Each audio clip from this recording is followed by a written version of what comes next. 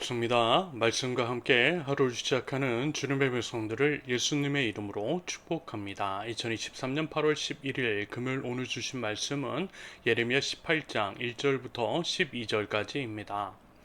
여호와께로부터 예레미야에게 임한 말씀에 이르시되 너는 일어나 토기장의 집으로 내려가라. 내가 거기에서 내 말을 내게 들려주리라 하시기로 내가 토기장의 집으로 내려가서 본즉 그가 농로로 일을 하는데 진흙으로 만든 그릇이 토기장의 손에서 터짐에 그가 그것으로 자기의 의견에 좋은 대로 다른 그릇을 만들더라. 그때에 여호와의 말씀이 내게 임하니라. 이르시되 여호와의 말씀이니라. 이스라엘 족속아, 이 토기장이가 하는 것 같이 내가 능히 너희에게 행하지 못하겠느냐? 이스라엘 족속아, 진흙이 토기장이의 손에 있음 같이 너희가 내 손에 있느니라.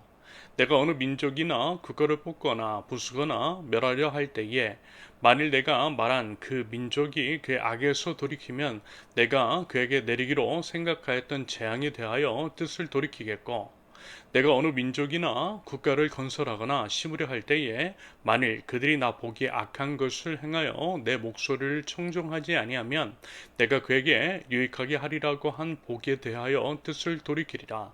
그러므로 이제 너는 유다 사람들과 예루살렘 주민들에게 말하여 이르기를 여호와의 말씀에 보라.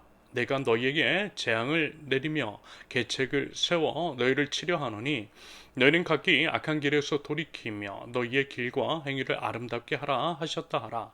그러나 그들이 말하기를 이는 헛되니 우리는 우리의 계획대로 행하며 우리는 각기 악한 마음이 완악한 대로 행하리라 하느니라. 아멘.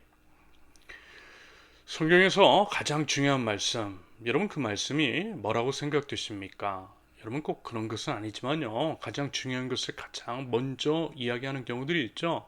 그래서요, 성경도 그렇습니다. 가장 중요한 말씀 바로 이것입니다. 창세기 1장 1절 태초에 하나님이 천지를 창조하시니라. 태초에 우리 인간이 상상할 수 없는 가장 처음의 시간에 하나님이 천지를 온 우주 만물을 창조하셨다라고 하는 이 선포, 이 말씀이 가장 중요하고요. 모든 것의 시작입니다. 그래서 사단 마귀가 가장 싫어하는 말씀이 바로 창세기 1장 1절인 거죠. 사실 여러분이 이 말씀을 온전히 믿으면요, 모든 것들이 자연스럽게 정리가 돼요. 바꿔 말하면 이 단순한 사실을 믿지 않고 거부하고 있기 때문에 모든 문제들이 발생하는 것이라 할 수 있겠습니다. 여러분 어떻습니까? 여러분 이 말씀 믿으시죠? 이 말씀의 의미에 대한 온전한 믿음이 있으십니까? 부디 꼭 결혼하실 수 있기를 바랍니다. 하나님이 천지를 창조하셨기 때문에 우리는 하나님을 창조주라고 믿는 거예요. 창조하셨기 때문에 온 우주에 존재하는 모든 것들의 소유권이 당연히 하나님께 있는 것이겠죠. 하나님이 주인이시라는 것입니다. 저도 여러분들도 하나님의 소유라는 거죠. 그렇다면 하나님의 입장에서는 마음대로 하셔도 되겠죠.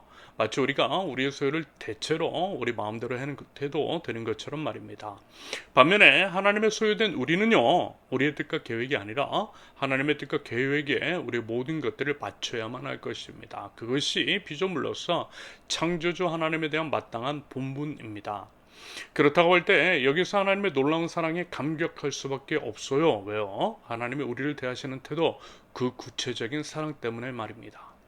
최근에 논란이 된 잼버리 대회에서 벌레 때문에 대원들이 고초를 겪었다라고 합니다. 그런다고 했을 때 사람들을 괴롭히는 벌레, 모기 같은 것들, 눈에 띄면 바로 죽이는 그것들, 사실 여러분 그것들보다 못한 존재, 하나님의 입장에서 보셨을 때 충분히 그렇게 생각하실 수 있는 존재가 바로 우리 인간입니다. 그래서 많이들 벌레만 또 못한 존재라고 하는 표현도 사용하고 있는 것입니다. 여러분, 우리의 입장에서 우리를 바라보는 것이 아니라요, 하나님의 입장에서 바라보면 충분히 그렇게 생각할 수 있다라는 것입니다. 그런데 그 정도밖에 안 되는 우리를 위해서 우리 하나님이 행하신 일들을 한번 보세요. 제가 참 좋아하고 자주 인용하는 표현, 온 우주를 만드신 분이 나 없이 사는 것보다 나를 위해 죽는 편을 택하셨다. 여러분, 하나님이 새만금 잼버리 대회 장소에 모기만도 못한 나를 위해서, 그리고 나 없이 사는 것을 견디지 못하시어 차라리 나를 위해서 생명을 버리셨다라고 합니다. 여러분, 이 사랑을 어떻게 설명할 수 있을까요? 가늠할 수 없는 그 사랑이 감동하고 감격하게 됩니다. 여러분 그 사랑이 뭔지를 아세요? 그렇다면 저도 그렇고요. 우리 모두 제발 하나님께 바른 반응과 태도를 올려드릴 수 있기를 바랍니다. 하나님을 하나님으로 모시자라는 것입니다. 오늘 본문은요, 말하자면 앞서 말씀을 드린 것처럼 하나님의 창조주이심을 드러내고 있는 말씀입니다. 도기장이와 그릇의 비유를 통해 창조주 하나님과 우리 인간, 오늘 말씀에서는 유다 백성을 말씀하고 있고요.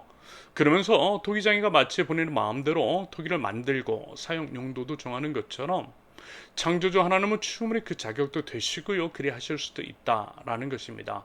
그러므로 하나님께서 여러 나라들에 대해 그들이 하나님께 쓸모가 없게 되면 사실 쓸모라고 하는 표현보다는 그들 쪽에서 하나님을 창조주 하나님을 인정하지 않고 오히려 하나님을 배반하며 가증한 우상 숭배를 일삼을 때 그들이 충분히 재앙을 내리실 수 있다라는 것입니다. 반대로 그들이 돌이켰을 때 재앙을 거두실 수 있다라는 거예요.